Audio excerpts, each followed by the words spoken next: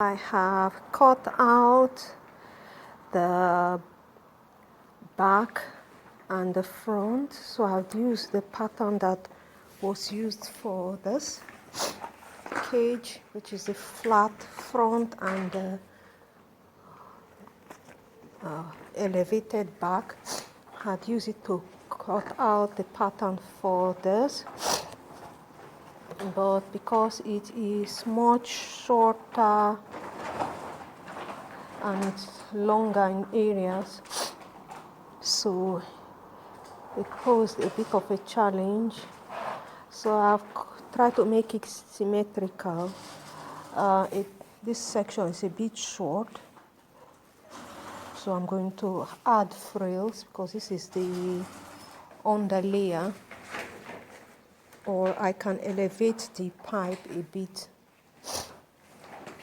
And then this has created a bit of an excess here, which I think might be okay if I just stitched it together so it will be loose and flowing, or I can decide, because it's more excess here, so this back actually is much more longer than twice the perimeter. It's much more longer than the perimeter here, length of the front. This front here is shorter, so I know that it is 65 centimeters, so that looks like a excess there as well. So I'm going to mark them off and then leave out my line for stitch line, and then I'm going to cut off this excess back, and that's it. The skirt is pattern for this skirt is ready.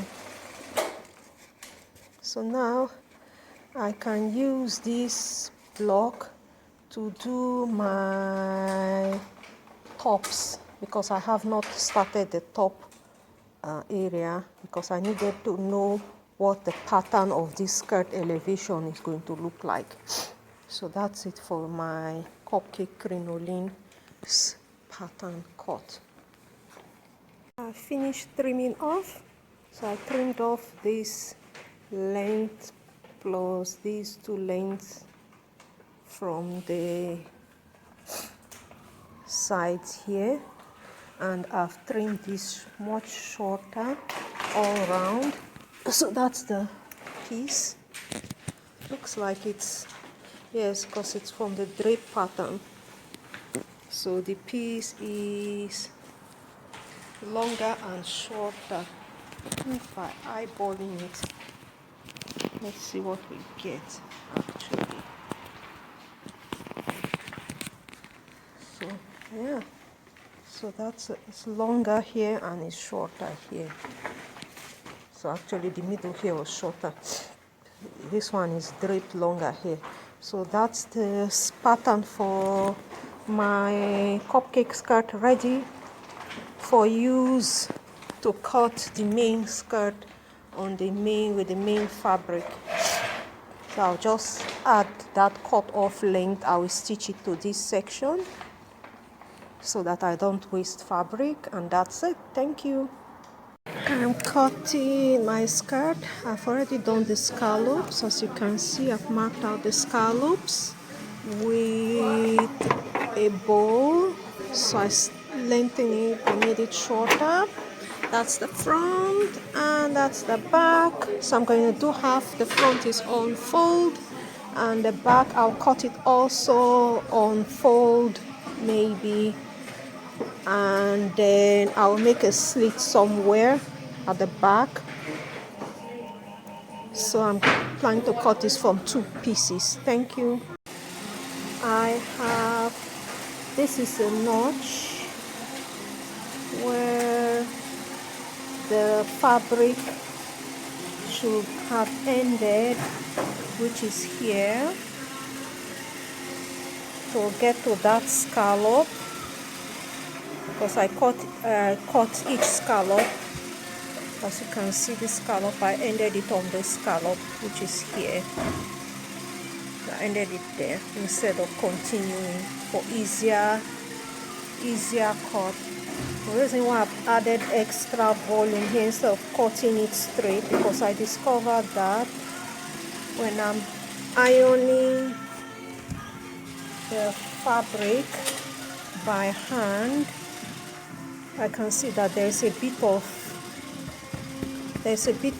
shift in this area where the fabric is going lower, because this section here is longer and it's stretched out. But I need this definite waistline because it's very tight on the body, so I can't make it smaller.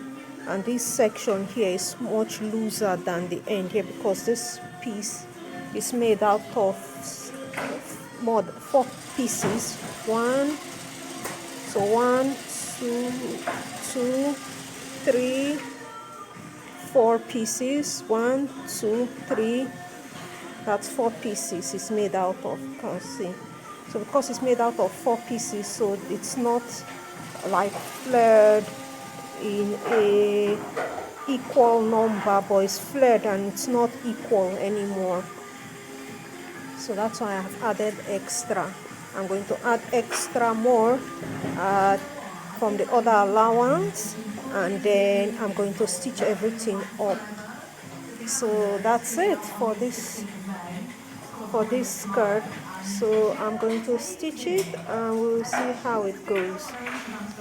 I've flipped open my cuts, so now I have pinned off as close as possible to the underskirt, the upper skirt, and I have pinned all the scallops on after flipping it, and I have pinned the waist area after slowly adjusting it one by one like that from one end to the other end. So I've adjusted it and pinned it. So now I'm going to start sewing.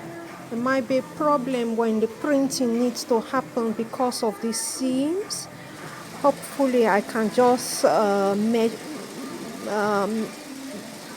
blur it off a bit in the seam area, or it will not be noticeable. And also there might be bleeding into the under fabric, which I don't see that is a big problem when printing happens. I'll just see whether I need to leave the waistline open so that I can put a piece of paper or something underneath, or to protect the layers from each other, because this fabric is very thin and it might leak, allow the paint to pass through when I'm painting. But since this is like the under layer, doesn't really make a difference. It might actually give a more vibrant finish because it's thicker layer, more color, more vibrant finish.